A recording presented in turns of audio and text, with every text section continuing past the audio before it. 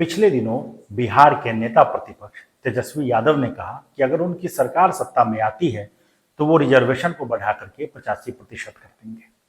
ये 85% का तर्क कहां से आता है और क्या यह तर्क संगत है, इस चीज को हम इस वीडियो में जानने की कोशिश करेंगे।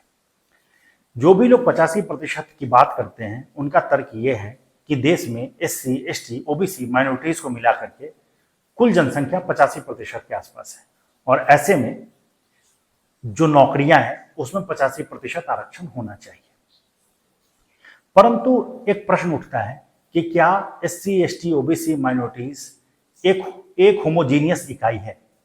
मेरी समझ कहती है नहीं, क्योंकि SC जो आर्थिक सामाजिक स्थिति SC की है वही आर्थिक सामाजिक स्थिति ST की नहीं होगी, जो ST की होगी वही OBC की नहीं होगी, OBC में भी बहुत सारे कास्ट हैं उनकी नहीं होगी, माइनॉरिटीज की बिल्कुल अलग होगी।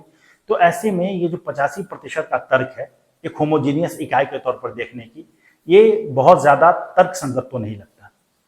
अगर इसी बात को आगे बढ़ाया जाए, इसी 85% आर्ग्यूमेंट्स को आगे बढ़ाया जाए तो फिर एक और आर्ग्यूमेंट एग्जिस्ट करता है कि बिहार में ST पॉपुलेशन, शेड्यूल ट्राइब्स का पॉपुलेशन सिर्फ 1.68% है। तो क्या इसका तर्क ये माना जाए कि बिहार में ST को सिर्फ 1.68% रिजर्वेशन मिलेगा? अगर इसी आर्ग्यूमेंट्स को देश के स्तर पर बढ़ा दिया जाए तो फिर प्रश्न उठता है कि south Indian states Karnataka, Kerala, Tamil Nadu, Puducherry, Andhra Pradesh, Telangana, इन सबको मिलाकर के जनसंख्या कुल 20% के आसपास है। तो क्या भारत सरकार के सारे नौकरियों में इन स्टेट्स को कुल 20% सीट्स ही मिलने चाहिए? तो ये एक एंडलेस डिबेट है, क्योंकि बातें और आगे की जा सकती हैं कि देश में तकरीबन 18% के आसपास मुस्लिम जनसंख्या है। तो क्या मुसलमानों को नौकरियों में 18% आरक्षण मिलना चाहिए? और फिर माइनॉरिटीज की बात की जाएगी तो उसमें एक माइनॉरिटीज पारसी भी हैं जो कि 0.0047% है। तो आप उनको कैसे आरक्षण देंगे? तो ये एक एंडलेस डिबेट है जिसका कोई अंत नहीं दिखता है। ये बहुत ज्यादा राजनीति से प्रभावित है और इसमें बहुत जो तार्किकता है उसकी कमी दिखती है। परंतु क्या 85% की बात करना संभव है? तो सुप्रीम कोर्ट ने K C Vasanth Kumar versus state of Karnataka के केस में 1985 में, और फिर इसी बात को आगे बढ़ाते हुए 1992 में इंदिरा साहनी केस में कहा कि इक्वल रिप्रेजेंटेशन का मतलब प्रोपोर्शनल रिप्रेजेंटेशन नहीं होता है। इसका मतलब यह है कि अगर आपको प्रतिनिधित्व देना है तो ऐसा नहीं है कि आप जनसंख्या के आधार पे या क्षेत्र के आधार पे, भाषा के आधार पे प्रतिनिधित्व देते रहेंगे, क्योंकि ये फिर तकरीबन नामुमकिन हो जाएगा।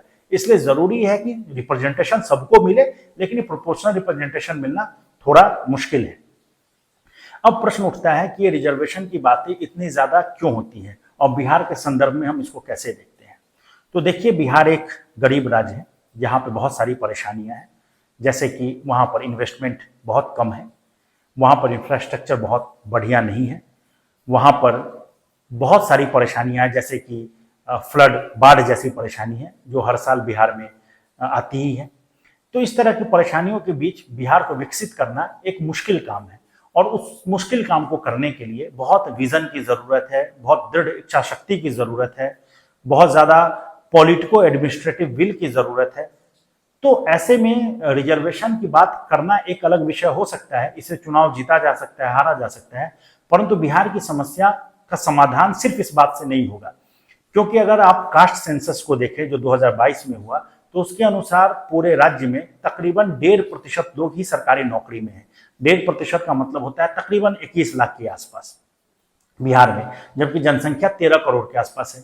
तो 13 करोड़ में अगर 21 लाख लोगों के पास सरकारी नौकरी है, इनको हटा करके देखा जाए तो बिहार के बाकी के लोग पलायन कर रहे हैं, देश के विभिन्न क्षेत्रों में जाकर के बहुत सारा काम कर रहे हैं। उसमें से अधिकांश लोग बहुत मजदूरी जैसे काम कर रहे हैं, यानी कि बहुत ज्यादा उनके पास जो बहुत ऐसे काम नहीं कर रहे हैं कि उनके पास बहुत अर्थ आ रहा है, बहुत पैसे आ रहे हैं। तो परेशानी बिहार की बहुत बड़ी है, जिसको दूर करने के लिए बहुत ज्यादा विजन दिखाने की जरूरत है। रिजर्वेशन सिर्फ चीजों को एक बहुत आसान शब्दों में वोट मोबिलाइज करने के लिए किया जा सकता है, जिसपे बातें की जा सकती हैं, लेकिन जो बड़ी समस्या है उसका समाधान नहीं है। आप इसको इस तरह से देख सकते हैं कि मान लीजिए किसी घर में एक केक का टुकड़ा है और वो छोटा सा टुकड़ा है और घर में बहुत सारे लोग हैं, तो आप कह सकते हैं कि हम तुमको देंगे, हम तुमको दे देंगे, लेकिन फिर भी बहुत सारे लोगों को टुकड़ा नहीं मिलेगा, जिसे मिलेगा भी वो भी पर्याप्त नहीं होगा। तो जरूरी क्या है, जरूरी ये है कि केक के टुकड़े को बढ़ाने का प्रयास करना चाहिए, बड़ा करने का प्रयास करना चाहिए, जिससे कि हर किसी को केक मिल सके। इसके लिए बहुत ज्यादा काम करने की जरूरत है, क्योंकि if we will not earn what will we distribute, अगर हम कमाएंगे नहीं तो बांटेंगे क्या।